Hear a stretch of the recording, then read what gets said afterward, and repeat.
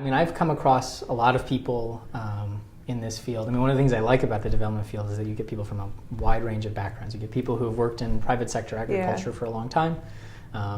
I did that myself for quite a few years within a very different context, working for a smaller fruit orchard, not working on the commodity side, but you know, here domestically.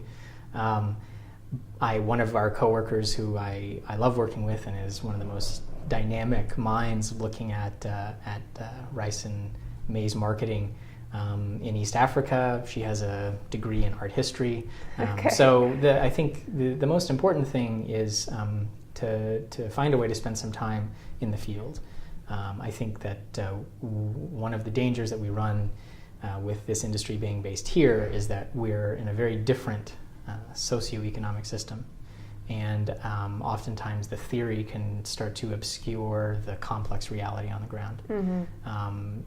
Particularly in agricultural production, there's so many non-economic factors that go into the decisions made at a smallholder farm level,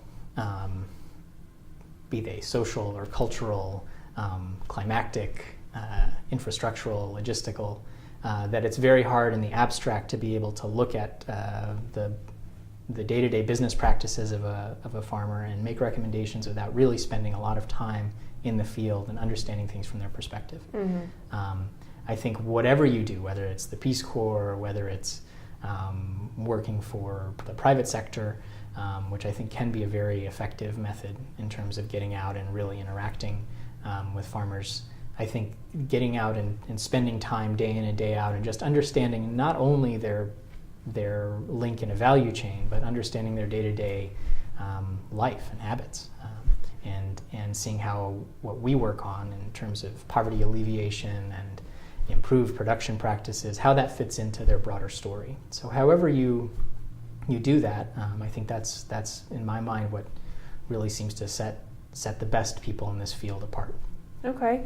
And looking ahead, knowing what you know and looking ahead at certain trends, are there certain job opportunities you see that are going to be kind of right around the corner in this sector that people should kind of have their eye out or you know, kind of prepare themselves for?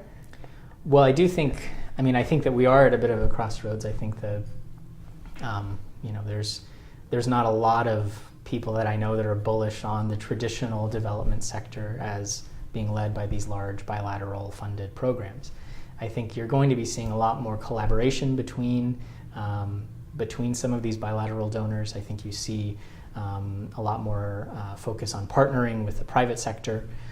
So I think finding ways to position yourself at that as a bridge between the traditional development sector and the private sector, between different development agencies,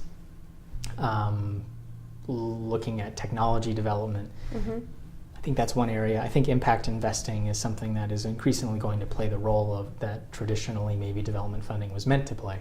I think that is something that some people consider a fad right now, but I think in the long run is probably going to be growing as a sector. So I think those are probably some areas that would be worth looking at. All right, great, thank you. Yeah.